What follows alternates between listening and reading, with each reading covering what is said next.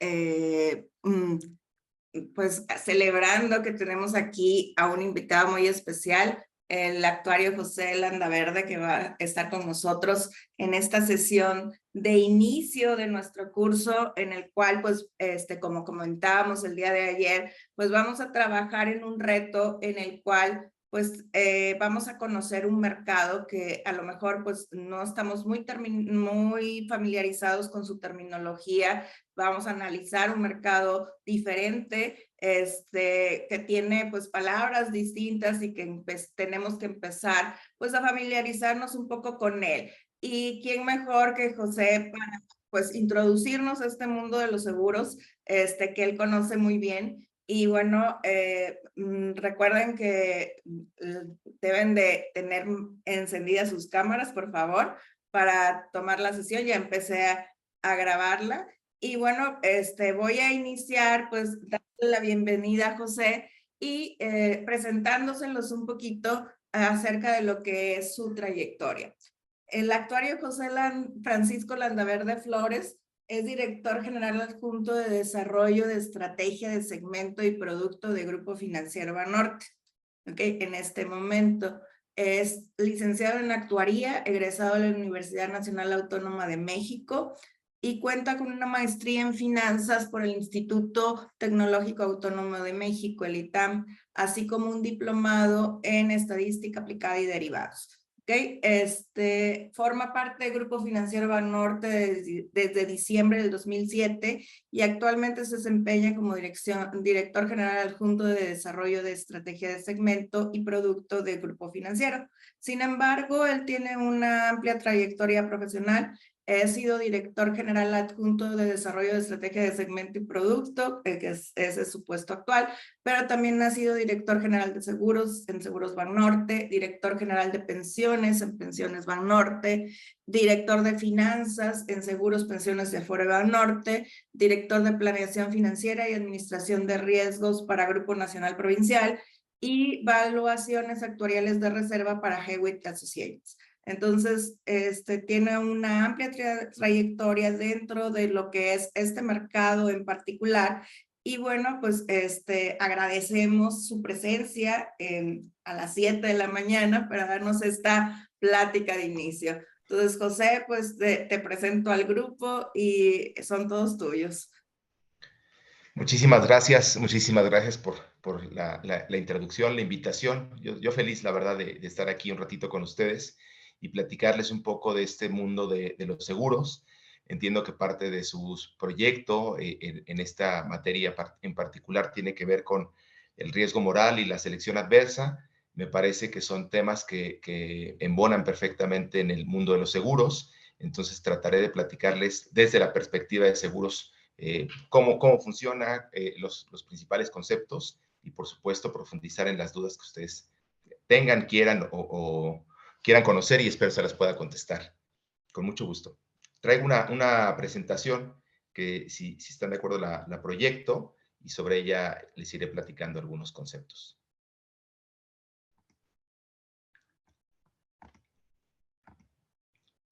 Ahí ya se ve.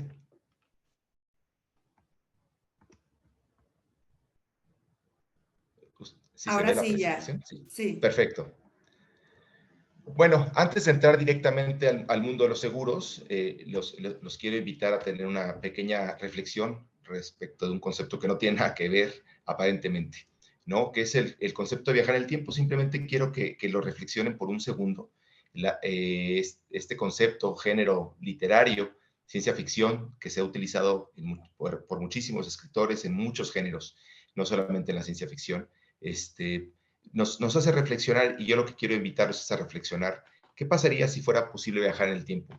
Y si fuera posible viajar en el tiempo solo una vez, les preguntaría, bueno, antes de preguntarles, imagínense que existen estas diferentes visiones que el cine nos ha presentado, ¿no? Una línea temporal donde el tiempo y las cosas ya están perfectamente definidas, y viajar en el tiempo solo nos permitiría de alguna forma conocerlas, ser un espectador, ver, y las cosas van a pasar de cualquier forma, estemos o no. Otra es una línea temporal dinámica, donde en la medida que nosotros pudiéramos viajar en el tiempo, y las acciones o las cosas que hagamos en ese momento tendrán consecuencias hacia el futuro. En lo personal, me parece que esto es lo que haría más sentido, claramente, si pudiéramos viajar en el tiempo, pero me parece, soy una persona convencida de que precisamente las acciones que se toman van a tener consecuencias siempre en el futuro. Entonces, en el futuro, desde mi punto de vista, no es escrito, se va construyendo. Yo estoy más casado con esta visión, pero bueno, son visiones, ¿no? Y otras donde no solo los universos ya están, o los destinos están escritos, sino incluso pueden ser simultáneos y pueden ser similares en diferentes, lo que le llaman multiversos. Pues, la verdad son ideas muy complejas, imaginarias, pero la pregunta es, si ustedes pudieran viajar en el tiempo, ¿hacia dónde decidirían viajar? ¿Hacia el futuro o hacia el pasado? Y la pregunta también tiene que ver, o seguramente empezarían a reflexionar, ¿y por qué? ¿Por qué viajarían al pasado? ¿Por qué viajarían al futuro? ¿Qué atractivo puede tener? Por supuesto, más allá de lo interesante que debe ser esto, ¿no? Al pasado, conocer la historia, diferentes puntos o momentos de la historia, me parece que siempre va a ser apasionante, pero también siempre habrá la inquietud de identificar puntos en la historia que probablemente nos gustaría en la humanidad cambiar.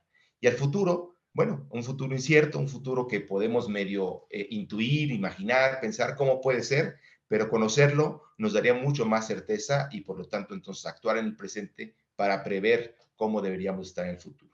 Los principales objetivos de la ciencia son precisamente estos: predecir hechos futuros, describir el presente en función del pasado. Entonces, no necesariamente son conceptos que tienen que, o reflexiones que tienen que ver exclusivamente con la ciencia ficción.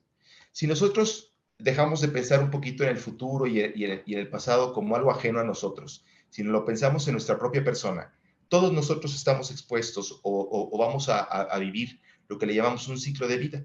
Personas tenemos un ciclo de vida donde nacemos, crecemos, envejecemos y eventualmente morimos. No hay, nadie ha estado ni estará en una condición diferente. Lo que sí puede pasar es que no necesariamente el ciclo de vida de las personas sea igual.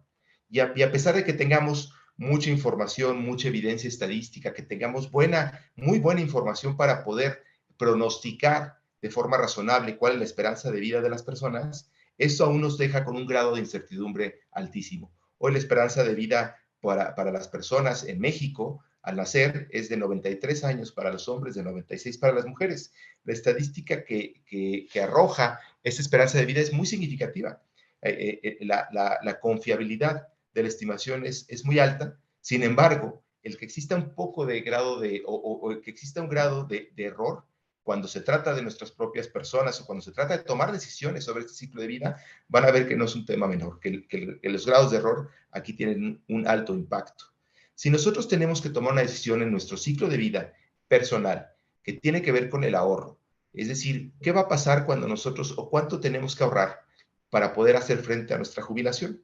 Si no sabemos cuándo termina nuestro ciclo de vida, pues va a ser muy difícil saber cuánto tenemos que ahorrar, porque entonces no sabe uno, tenemos que pronosticar cuándo va a empezar la etapa. Déjenme platicarles muy rápido la gráfica de la derecha, que probablemente la conozcan. La gráfica de la derecha tiene una línea horizontal, suponiendo, para hacer fácil el ejemplo, que el consumo de las personas es constante en el tiempo. Esto evidentemente tampoco es así, existen conceptos como la inflación, el consumo cambia por la edad, pero suponiendo, para hacerlo fácil, que el consumo fuera constante en el tiempo, nosotros tenemos a un consumo constante un ingreso que no es constante. El ingreso es menor o es cero, parte de cero cuando nacemos. Esto tiende a ser creciente hasta que llega un punto en donde nuestro ingreso ya es mayor que nuestro consumo. En esta etapa, que es la etapa que está aquí graficada en medio, es la etapa de acumulación. Después viene una etapa final, donde otra vez ya no trabajamos, estamos en una etapa ya de desacumulación, vivimos de una jubilación, de nuestros ahorros, etcétera, y aquí estamos en una etapa de desacumulación. La pregunta es, ¿cuánto tenemos que ahorrar durante esta etapa de ingreso para poder hacer frente a esto? Por supuesto que la variable, ¿cuánto tiempo vamos a vivir?, se vuelve muy relevante, como otras, ¿no? La tasa de interés que vamos a obtener, etcétera. Pero hay algunas de ellas que van a ser mucho más ciertas que esta variable que es el tiempo en el que vamos a vivir. Les digo un dato con la estadística, con el promedio. En promedio, si ahorramos el 15% de nuestros ingresos desde que empezamos a trabajar, vamos a poder retirarnos gastando o teniendo el 70% de lo que ganábamos en promedio en nuestra etapa laboral. Es una relación, pero se vuelve muy relevante estas preguntas que les hacía. ¿Qué va pasando desde mi punto de vista conforme va pasando los días, la vida en general? Las acciones que nosotros tomamos, las acciones, las cosas que hacemos, van llevándonos a rutas y caminos diferentes. Algunas de estas acciones son tan simples como la gente con la que nos reunimos, los grupos sociales con los que pertenecemos, pero hay decisiones mucho más relevantes o trascendentales en las consecuencias que va a tener nuestra vida, por supuesto, como la carrera que estudiamos, si hacemos un posgrado o no, en dónde trabajamos, e incluso cómo. Hay acciones que afectan nuestra vida y que no las decidimos nosotros. O sea, así como hay acciones voluntarias, hay acciones involuntarias que nos van a llevar a caminos o consecuencias diferentes, como puede ser el haber sufrido un accidente, alguna enfermedad, la pérdida de algún familiar. Pueden ser cosas que sin duda son muy trascendentales para nuestra vida, que cambian los destinos, y algunas de ellas no son acciones que se tomen con voluntad, algunas sí. Entonces, en este árbol de decisión de la vida, lo que va pasando o lo que uno pudiera o quisiera tener es un pronóstico de los diferentes escenarios para precisamente poder prever el futuro. Si en un tablero de ajedrez, en un tablero acotado de ajedrez, con solamente 2 jugadores, que solamente pueden mover 16 piezas, después de 10 turnos de cada uno de los jugadores, el número de combinaciones que existe en ese tablero, de posibles combinaciones en este tablero de ajedrez, es de 165 cuatrillones de posibilidades. ¿Qué les quiero transmitir con esto? Que evidentemente las decisiones o situaciones que van afectando nuestra vida, por supuesto que son mucho más que las posibilidades acotadas de un tablero de ajedrez. Se vuelven infinitas, se vuelven imposibles de calcular. Si esto lo multiplicamos por los días, etcétera, prácticamente los llevaría a un escenario donde les diría es completamente incierto el saber o poder pronosticar los escenarios futuros. Se pueden simular y se pueden crear ideas, pero la realidad es que calcular la probabilidad de que estos escenarios sean o la probabilidad que tengan va a ser algo muy, muy, muy complejo. No pretendo preocuparlos, ni tampoco que esto genere un miedo a lo desconocido y por lo tanto una falta de prevención. De hecho, es todo lo contrario. Lo que quiero transmitirles ahora es, en este mismo árbol de decisiones de la vida, voy a poner ya un ejemplo concreto de un estudiante de 20 años de edad que se enfrenta ante 3 situaciones de acciones. En este caso vamos a ponerlas involuntarias, para que todas sean similares y suponiendo que tienen la misma probabilidad de ocurrencia. Es decir, que hay personas que pueden tener estas 3 acciones involuntarias que les voy a nombrar. Una es que terminara o no la carrera profesional exclusivamente por falta de recursos, para precisamente poner esta situación como una acción involuntaria, ajena a su voluntad. Otra es que durante su vida se viera afectado en su patrimonio, en su vivienda, por algún desastre natural, que perdiera su inversión y su patrimonio, desafortunadamente. Y otro escenario probable es que simplemente tuviera una edad avanzada en un estado de salud pleno o razonable, o no tuviera salud, suponiendo que las 3 situaciones son estrictamente ajenas a su voluntad. Lo que está graficando, lo que estamos poniendo aquí a la derecha es cuáles son, en términos económicos, los riesgos de que esta persona enfrente una situación adversa en su vejez. Entonces, en el escenario donde termina su carrera profesional, no se ve afectado por un desastre natural y no tiene salud, claro que aquí son 3 acciones muy poquitas, muy pocas variables, pero al menos con esta información, la probabilidad de que tenga un riesgo económico es menor. Se ve un escenario positivo. En la medida que los escenarios se van cambiando, por supuesto que esto, sin que sea cierto, o sea, sin que sea un hecho, se va generando escenarios adversos donde si no terminó la carrera, se ve afectado por desastres naturales, no tiene salud, la posibilidad de que enfrente una situación económica adversa en la vejez, sin duda va a ser más alta. Ahora sí, ¿qué es el seguro? El seguro es un producto financiero que permite hacer frente a las consecuencias económicas de hechos futuros e inciertos que preocupan a la población. Es muy importante resaltar esto. El seguro no es para hechos necesariamente futuros. El seguro no prevé los riesgos, sino prevé o pretende, en la medida de lo posible, hacer frente a las consecuencias exclusivamente económicas que estos hechos futuros puedan repercutir en la población. El papel del seguro es corregir parcialmente uno de los principales retos de la economía, que es la incertidumbre. Es precisamente este escenario de muchas posibilidades, donde los planes evidentemente van cambiando conforme uno se van volviendo realidad. Un seguro es un contrato legal que transfiere el riesgo de un propietario de una póliza de una compañía de seguros a cambio de una prima. Eso es muy relevante. Aquí empiezan los conceptos sobre los cuales vamos a profundizar ahorita. Para que un riesgo sea asegurable, no cualquier riesgo se puede asegurar, debe de tener algunas características. Uno, debe de ser posible. Si el riesgo no es posible, no debería de tener objeto el contrato y se puede invalidar. Es decir, no existe. Si el objeto del contrato es la transferencia de riesgos y no es real la posibilidad de que esto se materialice, este contrato no debe de existir. Debe de ser incierto. Para que sea incierto es que ninguna de las partes sabe cuándo va a ocurrir. Es decir, sabe que puede ocurrir, sabe que va a ocurrir en algún momento, no con certeza, puede ser o no durante la vigencia de la póliza, pero no sabe cuándo. Ni tampoco exactamente el patrón de ocurrencia. Es decir, es estrictamente aleatorio la ocurrencia de este siniestro. No depende de las partes. Es concreto. Debe ser concreto y eso se limita a que debe estar perfectamente definido cuál es el riesgo que se está cubriendo. Lícito, por supuesto, que los objetos o los bienes amparados sobre los contratos deben de estar dentro de lo que está permitido en la ley. Fortuito, esto significa que ninguna de las partes lo va a propiciar que ocurra, que tenga un contenido económico. Debe de haber forzosamente un contenido económico si el seguro lo que pretende es resarcir un impacto económico, si no hay impacto económico en el riesgo, eso también inmaterializa el seguro.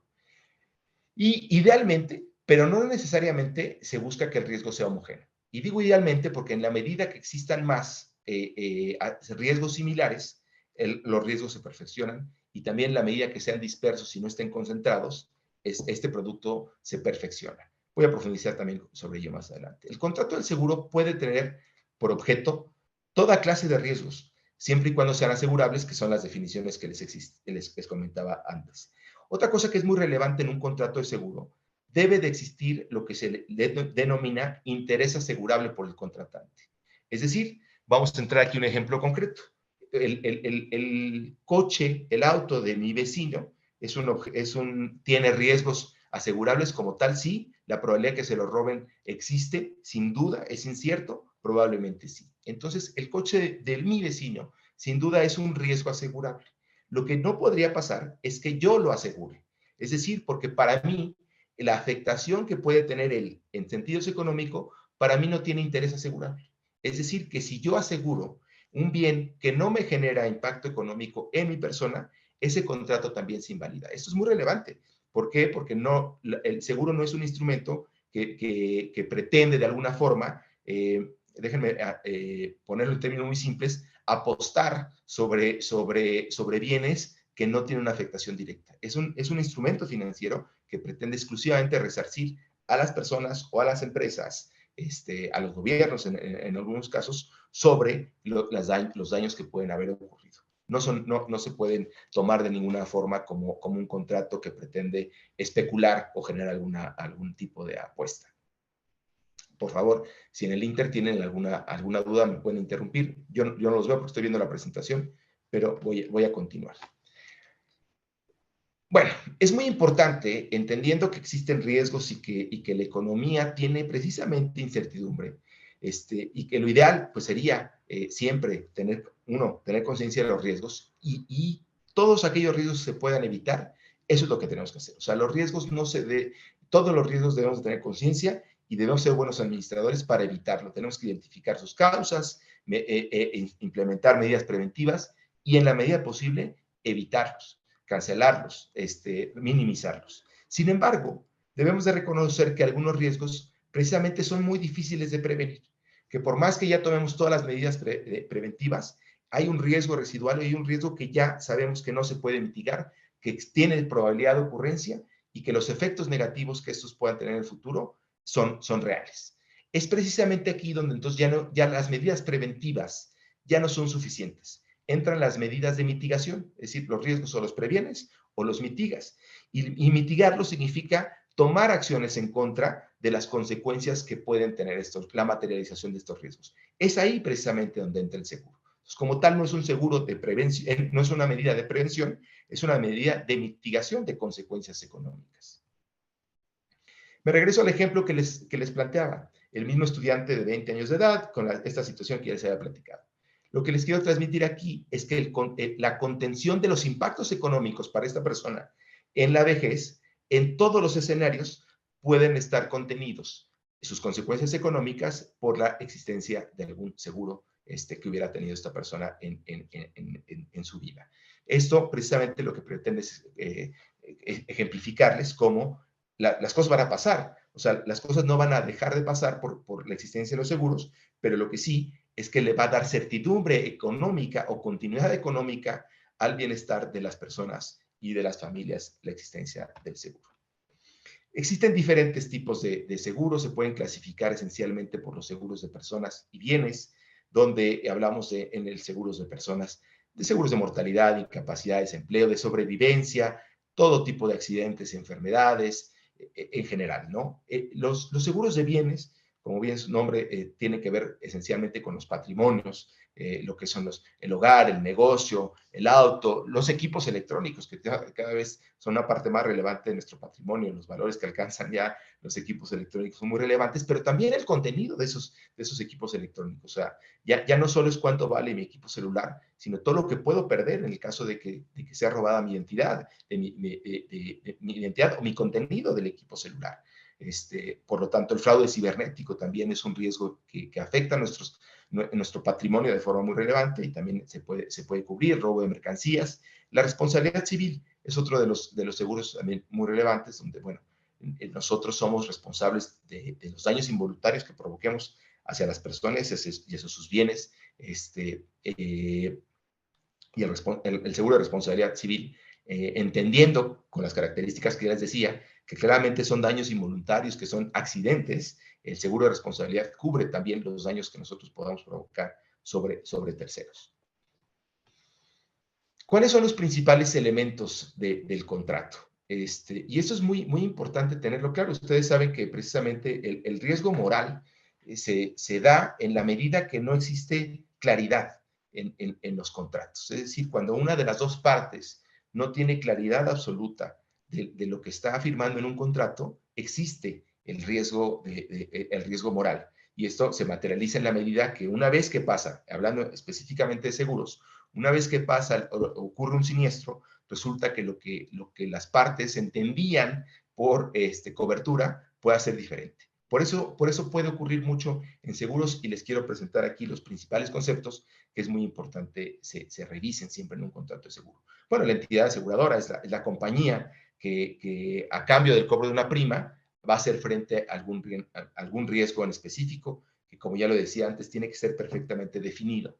El contratante es la persona que firma el contrato con la aseguradora, es quien normalmente paga las cuotas de la prima, pero no necesariamente puede o no ser el asegurado. El asegurado es la persona o el titular del riesgo. Voy a ponerles dos ejemplos. Yo puedo ser el contratante de mi póliza de seguro de vida y al mismo tiempo yo soy el asegurado, porque el riesgo sobre la vida, en este caso, soy yo mismo. Pero en un caso distinto es, tengo mi hijo y yo tengo una póliza de gastos médicos donde el riesgo que estoy cubriendo es que no tenga él alguna enfermedad, pero el contratante soy yo. Entonces, estas son las diferencias. El contratante puede ser o no también el asegurado, pero pueden ser distintas figuras dentro del contrato. Y existe una tercera figura que también pueden ser la misma o distinta, que es el beneficiario. En el caso de un seguro de auto, por ejemplo, donde yo el contratante soy yo, el asegurado o bien es el auto, pero el beneficiario vuelvo a ser yo, porque en el caso de que tenga una pérdida o robo de mi vehículo, la persona a la cual se le debe de resarcir ese daño soy, en este caso, el contratante. Pero en un seguro de vida, donde yo soy el contratante y por lo tanto el asegurado sobre el cual incurre el riesgo, a quienes estoy cubriendo de la materialización del riesgo es a mis hijos, quienes estarían como beneficiarios, mi esposa, mis hijos, quienes serían los beneficiarios de recibir la suma asegurada en caso de que a mí me ocurriera algo. Esas son las diferencias entre estas figuras de contratante, asegurado y beneficiario, que es muy importante entenderlas y diferenciarlas. El precio y la forma de pago es por supuesto relevante en los contratos, y debo decirles que parecería muy simple, pero lo puse aquí porque es una de las principales causas de inconformidad a la hora de reclamar un siniestro. ¿Qué significa inconformidad a la hora de reclamar un siniestro? Precisamente cuando se materializa un riesgo, de un riesgo moral, cuando no había claridad absoluta de lo que se había firmado en el contrato, una de las cláusulas es el precio y la forma de pago. Cuando el asegurado no paga su prima, o no la paga completa, o no la paga en los términos en los que había acordado con la aseguradora, el contrato se invalida. Por lo tanto, ya no existe una cobertura, ya no existe contrato. Y entonces, créanme, la mayoría de las ocasiones, cuando hay un litigio sobre el pago o no del siniestro, tiene que ver precisamente con esta cláusula. El asegurado pensaba que lo tenía pagado, no sabía cuándo lo tenía que pagar, cosas tan sencillas. Entonces se materializa el riesgo si yo tengo una póliza, pero misma que puede, como ya lo dije, ser invalidada si no se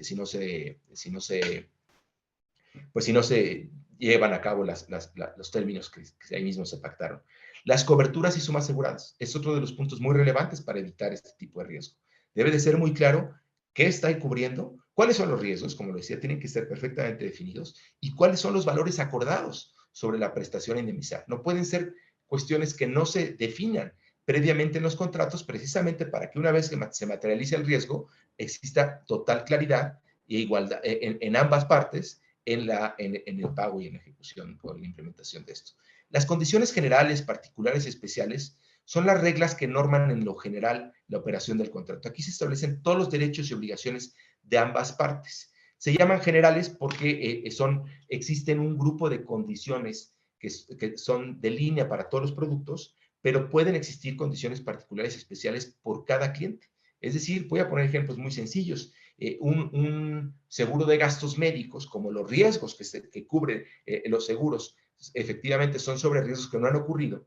Una persona puede tener ya cierto padecimiento, y entonces ese padecimiento lo haría no acreedor, o no podría no tener una póliza de seguro de gastos médicos, porque oye, pues el riesgo ya se materializó. Entonces, dentro de las condiciones generales es que la persona estuviera sana al contratar el seguro. Sin embargo, esta persona ya tiene un padecimiento, pero quiere tener cobertura sobre el resto de los posibles padecimientos a los cuales sigue expuesto. Entonces ahí entra una condición particular, que no es igual para todos, una condición particular donde dice, oye, el cliente hace de mutuo acuerdo entre compañía y aseguradora, le dan una cobertura para el resto de los posibles padecimientos, excluyendo todos los que tienen que ver con un padecimiento que ya tenga él de forma previa. Los deducibles y coaseguros también son reglas muy importantes del contrato del seguro, y están diseñados para hacer más adquisible, más barato el seguro. Es decir, este contrato donde las personas y las compañías transfieren por una prima el riesgo, en la medida que el riesgo sea más probable o que los valores asegurados sean altos, el costo del riesgo es alto. Para hacer más barato el seguro, porque ese es el objetivo y por lo tanto sea más fácil de adquirir, lo que se ha diseñado son estos conceptos de deducible y coaseguro, que es una participación, así se va a entender, es una participación del propio asegurado o del contratante en el riesgo. Es decir, si bien transfiero, lo que está pasando con un deducible es que los primeros 10,000 pesos, por poner un ejemplo, los asumo yo asegurado como riesgo. Entonces, ya no transfería el riesgo a la compañía por el 100% del riesgo, sino yo digo, los primeros 10,000 pesos los asumo yo como riesgo, y mi cobertura empieza en 10,000 en adelante.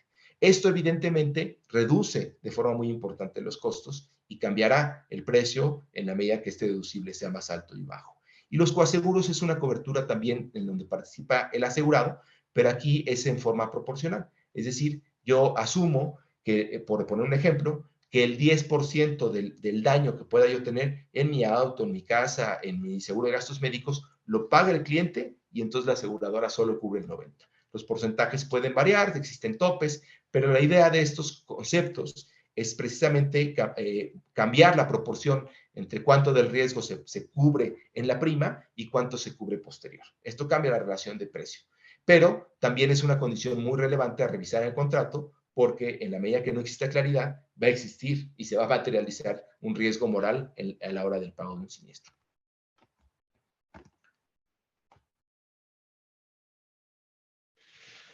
Ahora déjenme hablarles de la selección adversa, no del riesgo moral. Entendiendo que estos contratos y teniendo claridad de que las dos partes firman un contrato o suscriben un contrato con estas características, donde, como les decía, una de las características muy relevantes es que los riesgos sean inciertos, no exista una certeza de que va a ocurrir, cuándo va a ocurrir, por lo tanto tienen que ser estrictamente aleatorios. ¿Cuándo existiría una selección adversa? Cuando una de las dos partes sabe, voy a poner los dos ejemplos. Si la aseguradora supiera que hay un riesgo que nunca va a ocurrir, esa sería una selección adversa por parte de la aseguradora, donde está vendiendo un seguro que no tiene probabilidad de ocurrencia. Ese contrato no debería de existir y por lo tanto se podría considerar como fraude. Me voy al otro extremo. Cuando un asegurado sabe que el riesgo no está por ocurrir, sino ya ocurrió, y simula el hecho de que no hubiese ocurrido para obtener un contrato de este tipo y por lo tanto después simula la ocurrencia del siniestro y entonces un fraude. El contrato tampoco debió de existir, tampoco se debió de firmar. Existen diversos estudios internacionales que estiman que entre el 10 y el 30% de los pagos que hace una compañía de seguros pueden estar destinados a defraudadores. Un monto muy, muy relevante. Las mejores prácticas en materia de prevención de fraude estiman que se puede lograr un ahorro entre el 0.5 y el 4% del total de pagos, con un sistema robusto de prevención y supervisión antifraude. Entonces, les quiero transmitir que precisamente la selección adversa es algo real, tangible, que es algo que se vive todos los días en este tipo de contratos y que existe, yo diría, áreas específicas de cada una de las compañías a nivel mundial, precisamente tratando de evitar que esto se materialice. Existen dos momentos principales para identificar un posible fraude es en la suscripción, cuando el cliente va a firmar el contrato, la contratación de la póliza, y otro es cuando lo reclama, en la evaluación del siniestro. Esos son los dos momentos principales que tiene la compañía precisamente para identificar todo lo que les comentaba. Un buen sistema antifraude requiere, por supuesto, personal con alta capacitación, experiencia y sobre todo un robusto análisis estadístico y actuarial que permite identificar patrones atípicos de comportamiento, porque evidentemente los controles, implementar cada vez más controles, también va en contra de los costos de los seguros. Entonces tiene que existir un punto de equilibrio adecuado, óptimo, entre la supervisión y los controles y los precios y los procesos también. O sea, si los procesos de contratación de seguros son demasiado complejos, eso es una gran barrera, por supuesto, para la propia venta y penetración de los seguros. El sistema financiero mexicano está normado por la Secretaría de Hacienda y Crédito Público. Dentro de ellas existen dos organismos principalmente que rigen a las compañías de seguros. Uno es la CONDUCEF y otro es la Comisión Nacional de Seguros y Fianzas. En estricto sentido, y aquí les platico, la CONDUCEF es el organismo público descentralizado cuyo objeto es promover, asesorar, proteger y defender los derechos e intereses de las personas que utilizan un contrato o producto o servicio financiero en general ofrecido por las instituciones financieras. Es decir, voy a poner en términos muy simples, lo que la CONDUCEF busca es, uno, estar cierto de que la compañía no está induciendo precisamente o no está propiciando que se materialice un riesgo moral. Es decir, que los contratos sean claros, que las letras sean claras, que las condiciones estén perfectamente descritas, que los términos del contrato sean leídos, entregados al cliente. Eso es lo que en esencia norma la CONDUCEF y tiene una alta supervisión sobre las compañías, sobre los procesos sobre los cuales cómo comercializamos, cómo entregamos los productos, cómo lo comunicamos. Ese es su principal objeto precisamente de supervisión y pretende precisamente evitar este riesgo que les comentaba. Por otro lado, está la Comisión Nacional de Seguros y Fianzas. Su función también es supervisar y regular que este sistema funcione de forma eficiente, que la operación del sector asegurador y afianzador se apeguen a la ley en todos los sentidos. Todos los productos y todos los contratos que se suscriben a compañías de seguros están normados por la comisión. Preserva, y eso es muy relevante, tienen especial énfasis en preservar la solvencia y estabilidad financiera de las instituciones. ¿Qué significa? Que no solamente van a revisar que los contratos y los objetos de riesgo de los contratos sean correctos, sino también que las compañías tengan la solvencia y estabilidad financiera suficiente para que en el peor de los escenarios las compañías siempre puedan garantizar el pago a los asegurados. Esto es muy relevante porque de alguna forma esta es la institución que garantiza que esos contratos siempre las compañías van a poder hacer frente a esos contratos, aun cuando a las compañías se les materialicen situaciones simultáneas muy adversas, pues tienen que estar preparadas precisamente para ello. ¿Cómo está el sector asegurador mexicano?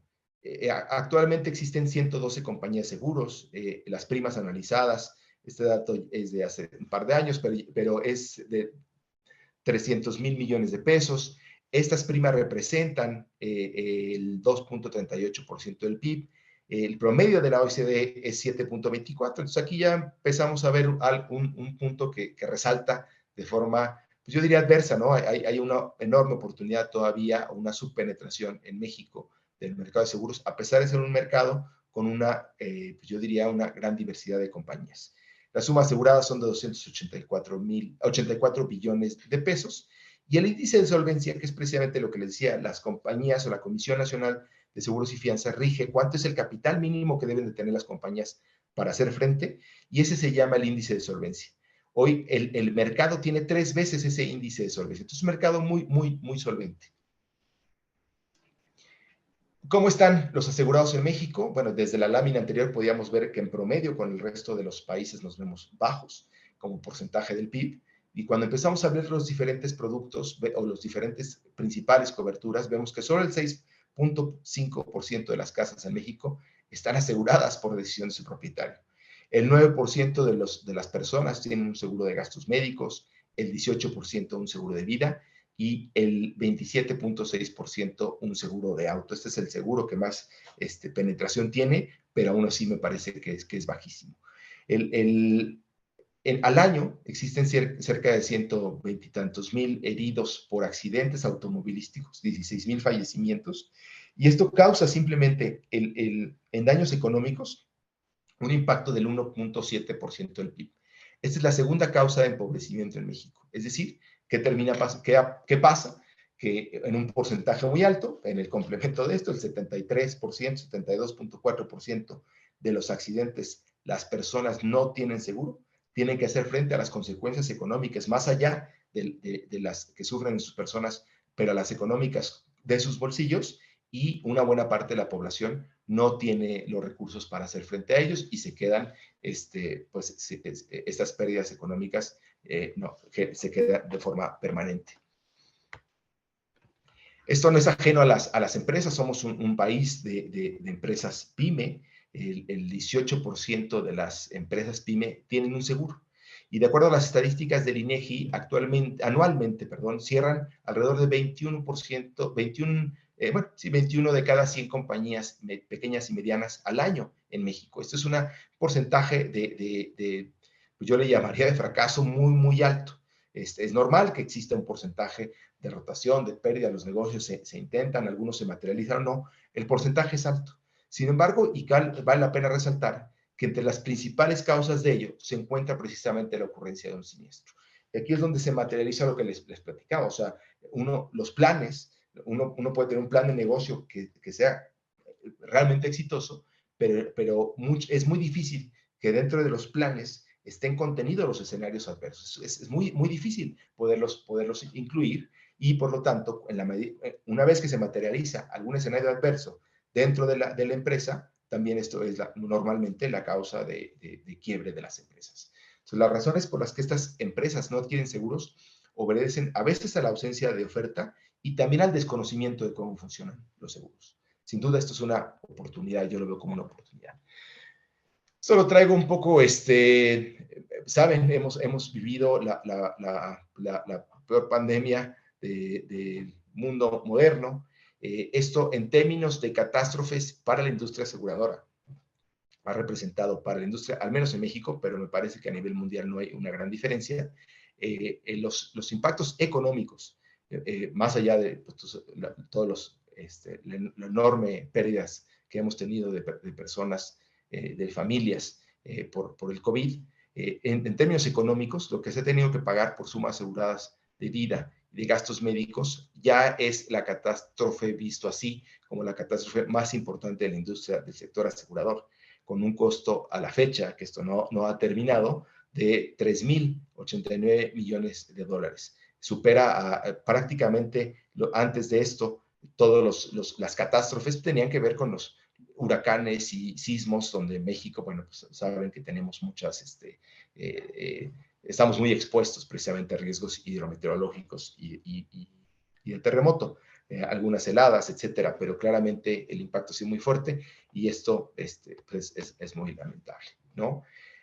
Voy a resaltar después de esto la importancia del seguro, la importancia de asegurarnos contra riesgos específicos mediante el pago de una prima significativamente menor a la ocurrencia de un siniestro permite conservar el bienestar y el patrimonio frente a una contingencia específica o contingencias simultáneas. Por lo tanto, y como lo decía, realizar una planeación financiera de largo plazo. Practicar una cultura de prevención. O sea, si nosotros en general estamos evaluando o haciendo una lista de los riesgos a los que estamos expuestos, precisamente va a permitir clasificar cuáles de ellos se pueden prevenir y cuáles tenemos que mitigar. Catalizan el Estado de Derecho, promueven la inclusión financiera y también la formalidad de la economía. Cubrir contingencias futuras también permite que el ahorro no esté almacenado para escenarios inciertos. No, el ahorro debe estar destinado para otros gastos o inversión. Las contingencias o la mejor estrategia para cubrir contingencias es precisamente la que ya señalaba. Y esto ayuda a detonar el desarrollo económico y el bienestar social. Genera un incremento del Producto Per Cápita Real, contribuye al incremento de los niveles de salud, educación, vivienda, alimentación y erradicar la pobreza extrema. Todas las economías modernas y exitosas tienen un sector de seguros consolidado y con una alta penetración. La causalidad de esta afirmación es bidireccional. El mercado de seguros se beneficia de que la economía sea de una economía moderna más productiva, pero también la economía es más moderna y más productiva en la medida que se cuente con un mercado de seguros desarrollados. Con este mensaje cierro mi participación y presentación y con mucho gusto dejaríamos un espacio si tienen algunas dudas o si hubiera algún punto sobre el que quieran que profundicemos.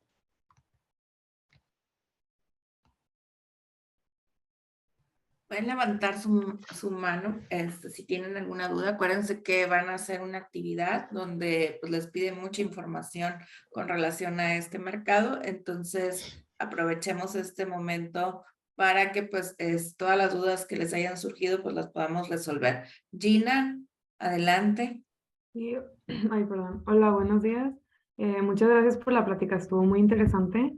A mí me gustaría conocer un poco más sobre los riesgos a los que se enfrenta este mercado en particular, lo cuáles son las mayores, pues no áreas de oportunidad, pero así como que riesgos que el mercado pues tiene que, como estaba diciendo usted, o tratar de mitigar o así, pero para poder seguir funcionando. Sí, mira, muy buena pregunta, Gina. Yo te diría que hoy el mercado, si bien es un mercado, como decía, con muchas empresas, o sea, muchas aseguradoras, y la verdad la cobertura o el mercado de seguros en México es muy, muy amplio y muy profundo. Prácticamente significa que podemos tener cualquier tipo de seguro que existe en el mundo, lo cual nos pone a la vanguardia. ¿Qué veo yo como industria de seguros? ¿Por qué la participación es muy baja? Yo diría, ¿cuáles son los riesgos? Dos, ¿por qué no hay mayor penetración? Uno, porque la situación económica del país no es la mejor. Entonces, para las empresas y para las familias es difícil adquirir o poder destinar parte de sus recursos al seguro. Es una de las barreras. Y una muy relevante tiene que ver con la cultura. En general en México no tenemos una cultura de administración de riesgos. Nosotros empezamos a ver temas de riesgos en la carrera profesional y no en todas las carreras profesionales. Y estamos convencidos de que precisamente el riesgo es algo que está inmerso en nuestra vida, en nuestra familia, en nuestras empresas, que es un concepto que debería o la administración de riesgos es un concepto que se debería de formar desde la educación básica, desde la primaria, deberíamos de estar hablando de conceptos de riesgo. Entonces, dicho esto, es un gran reto para la industria cambiar las dos, porque por un lado, pues no dependerá de la industria el que las personas, aunque si bien hay sí hay un beneficio mutuo de que existan más seguros, sí es un gran reto el poder hacer que productos para que las compañías y las empresas los puedan adquirir de forma más fácil. ¿Qué se hace en este sentido? Y yo diría que ahí el hecho de que existan muchas compañías, que existe una gran competencia, favorece mucho una fuerte competencia de precios. Hay una gran competencia de precios y eso, pues sin duda, mitiga los costos. Eso es por un lado. Y por otro lado, la industria ha estado invirtiendo mucho precisamente en fomentar la educación y la cultura de riesgo. Eso es como industria de seguros. Ahora, no como industria de seguros, sino como industria en general, yo diría que México somos un país sumamente expuesto a riesgos. A diferencia de otros países, nosotros sí tenemos riesgos. Hay riesgos en otros países que no existen, como el de terremoto, y aquí, bueno, se nos materializa cada 5 o 7 años. O sea, es real, es tangible y pasa muy seguido. Prácticamente todas nuestras playas están expuestas a huracanes. Toda la zona, todo el país es zona de huracanes. Igual situación que no pasa en otros países. Y también a lluvias, inundaciones, cambios, o sea, sí somos un país, yo diría, expuesto a muchos riesgos hidrometeorológicos. Así como tenemos muchas bondades y muchas cosas a favor, los riesgos son reales y por eso es muy importante que exista la conciencia, porque en la medida que exista la conciencia, las personas y las empresas deberían de evaluar a qué están más expuestas, ¿no? Oye, si mi mayor patrimonio es mi casa, debería de estar preocupado en primera instancia por cubrir mi casa que por cubrir mi auto, si ese es mi mayor patrimonio. Entonces, ¿por qué en México se cubren más los autos que las casas? A diferencia de otros países, donde las casas están cubiertas al 100, o el seguro de vida en otros países tiene una penetración del 90%. Y es una cuestión cultural. Es una cuestión cultural porque tendemos a pensar, ya hablo en general, de que los riesgos no nos pasan en primera persona. Es decir, a mí no me va a pasar, a mí no me lo van a robar. Por eso crear ese tipo de reflexión sobre realmente cuáles son los riesgos a los que estoy expuesto. La probabilidad puede ser baja, pero precisamente si es baja, los costos no van a ser tan altos. Espero haber contestado tu pregunta, Gina. Sí, muchísimas gracias. Creo que Alejandro, veo, también tiene la mano levantada. Sí, Alejandro, adelante. Bien, gracias. Pues quería preguntarle dos cosas. Primero, ahí en la presentación, cuando estaban hablando de las pymes, ahí en un párrafo decía que una de las razones por las que pues, no contraten es porque no saben cómo funcionan los seguros. Pues quería saber si la industria ha hecho algo para enfrentar eso o si simplemente es algo, como decía, de cultura de que pues, los negocios no piensan en eso. Y como la segunda pregunta es si aquí en México específicamente tiene alguna especie es una especie de factor que consideran las empresas aseguradoras lo de la delincuencia organizada.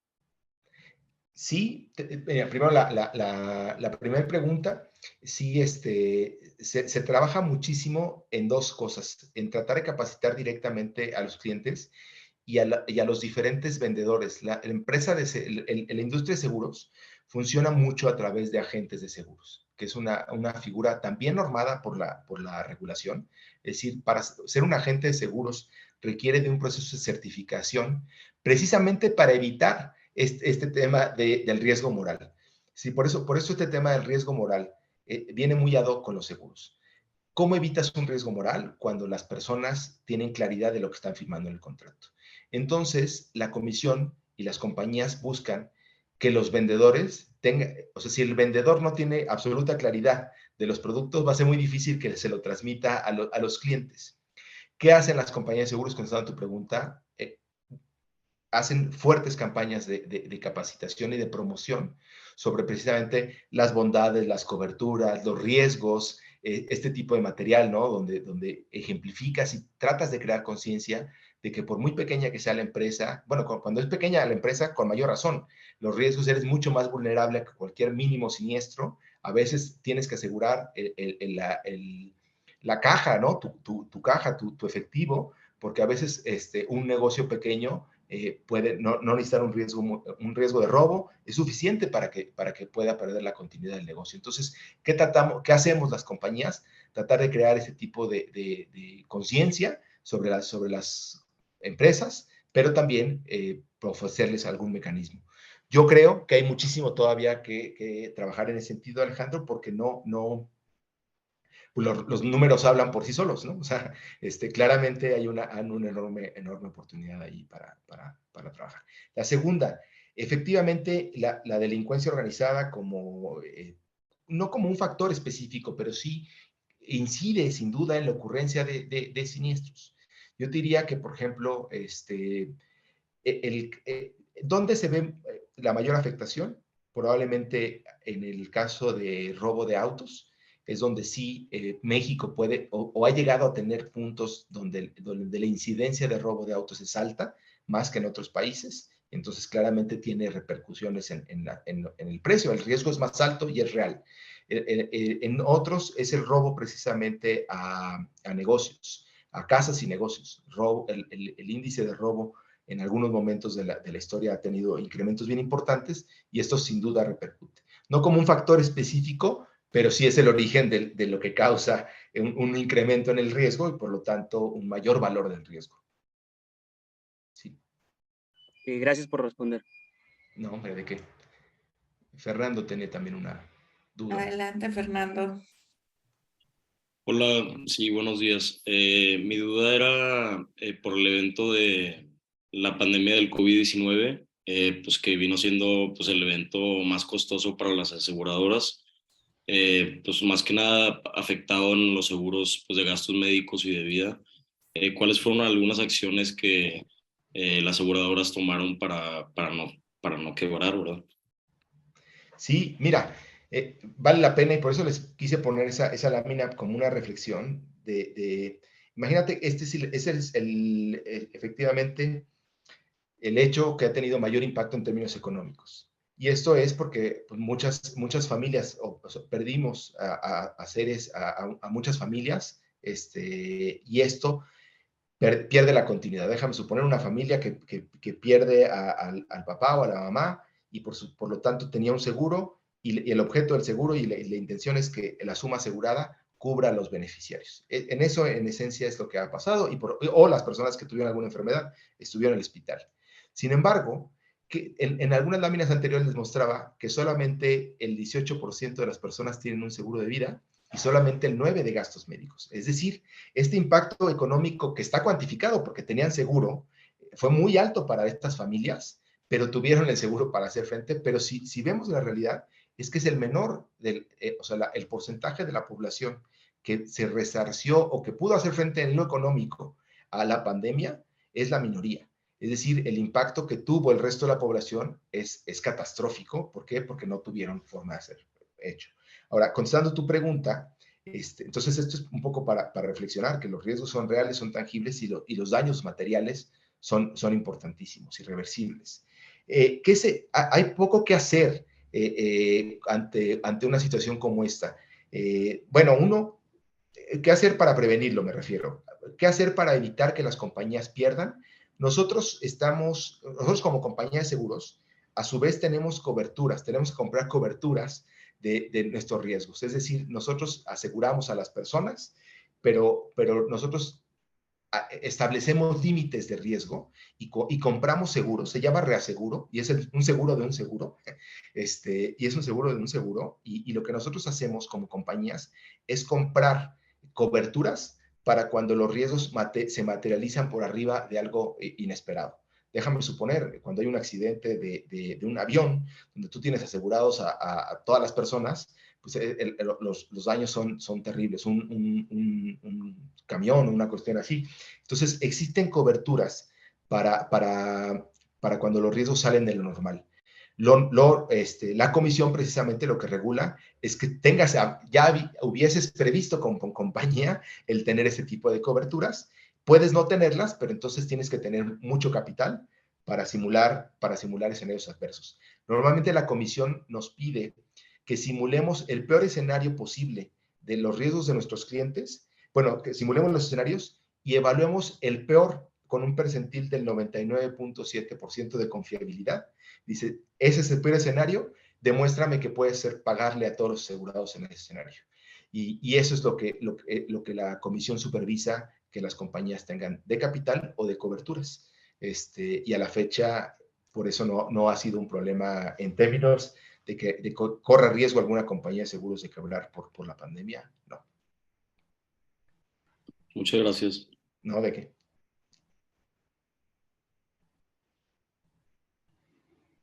¿Alguna otra pregunta que tenga? Sofi. Sí, yo nada más quería preguntarle, en nuestra tarea nos mencionan un concepto que no recuerdo, o sea, no sé muy bien qué significa, no sé si me pudiera aclarar sobre la solvencia de la solvencia de prima. Sí. No sé si esto tenga, no, perdón, solvencia de prima no es, perdón, suficiencia de prima. No sé si preguntarle, ¿esto tiene que ver con el índice de solvencia que nos mencionó en la presentación? No, pero te explico ambos. No, la solvencia de la prima funciona en lo individual. Es decir, yo te vendo un seguro para tu auto y te voy a cobrar, déjame suponer, 10,000 pesos. ¿Cómo saber cuál es la solvencia de esa prima? En una póliza en lo individual no se puede saber, solo se puede saber en la colectividad, porque para saber que la prima que te cobré es suficiente para cubrir el riesgo, un riesgo no alcanza para medir eso. ¿Por qué? Porque tenemos simplemente dos posibilidades si tu cobertura fuera de robo. O te lo robaron o no te lo robaron. Si no te lo robaron, claramente fue solvente, y si te lo robaron en este sentido, solamente en ese contrato la compañía perdió, porque te cobró 10,000 y probablemente el coche valía 100, en un ejemplo. La solvencia de la prima se mide en la colectividad de todas las primas. Es decir, si de todos los asegurados a los que yo le cobré X cantidad para cubrir el riesgo de robo, esa prima alcanzó para pagar el riesgo. Ese es como se mide la solvencia de la prima.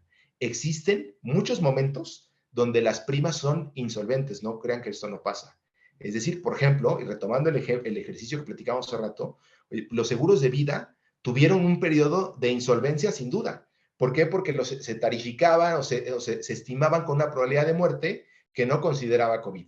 Cuando viene COVID, las primas ya existían y por supuesto que hubo una insuficiencia de prima o insuficiencia de tarifa.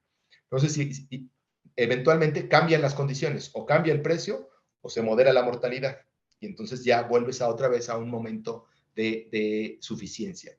La suficiencia de prima es algo dinámico que se tiene que estar monitoreando, precisamente porque cambian las condiciones.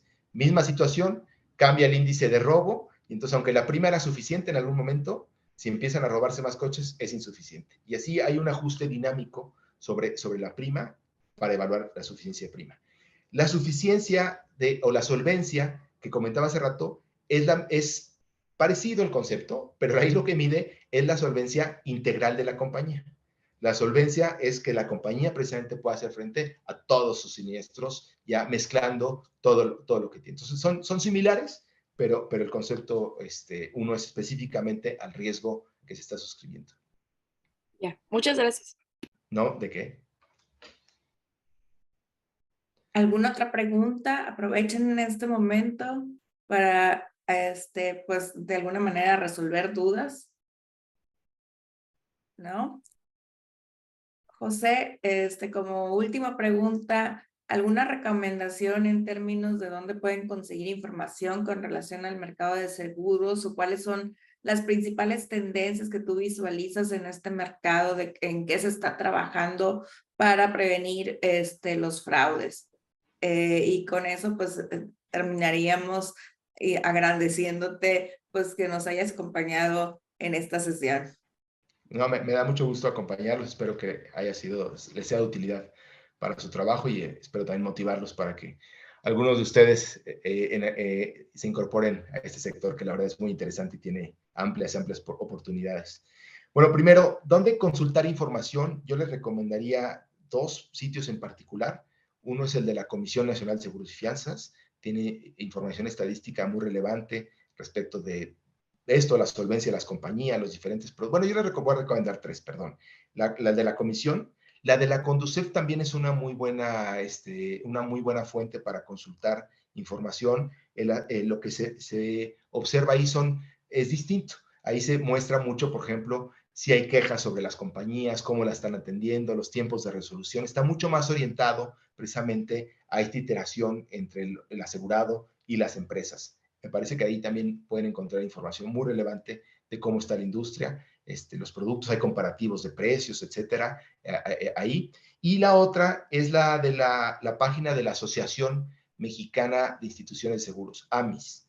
Ahí van a encontrar muchos estudios que son públicos, de investigaciones que se han hecho precisamente del fraude, lo que está haciendo la industria de seguros, la tendencia. Yo le recomendaría estas tres como principales fuentes de investigación para cualquier tema de seguros. Lo van a encontrar ahí. ¿Qué se está haciendo? ¿Dónde van las tendencias? Y no lo comenté, pero qué bueno que surgió la pregunta al final. Claramente, igual que en otras industrias, la digitalización está tomando una relevancia, o ha tomado ya una relevancia absoluta.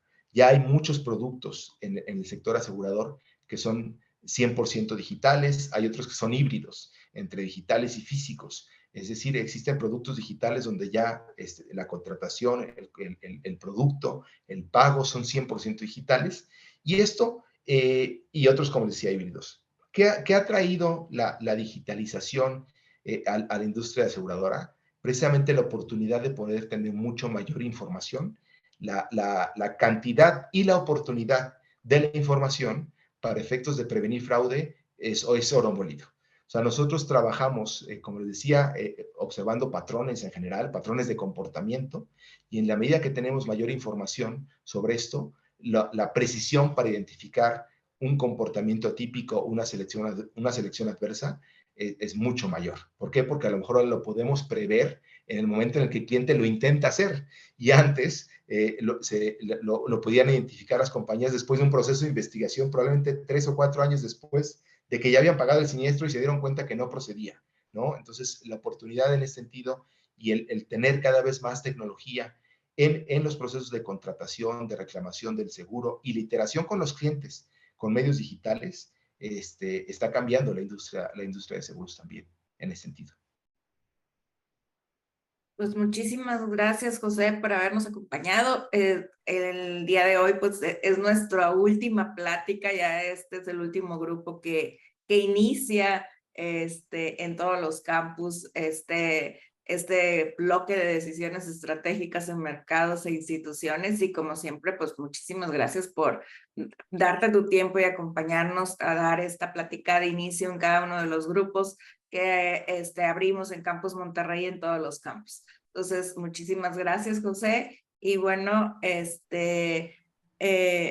a todos ustedes, pues ya habíamos quedado que van a tener tiempo para irse al campus para que pues continuemos con la clase en la segunda sesión. Les toca pues lo que es la parte de juegos, y además pues pueden ir adelantando en la actividad de buscar información, hacer este repositorio de información a través del Miro, y nos vemos el viernes en el salón de clase. Entonces, muchas gracias por su asistencia a esta sesión, y de nueva cuenta, José, un placer como siempre tenerte en la clase. Igualmente, muchas gracias por su atención y participación. Que les vaya muy bien. Nos vemos. Muy buen día. Hasta luego.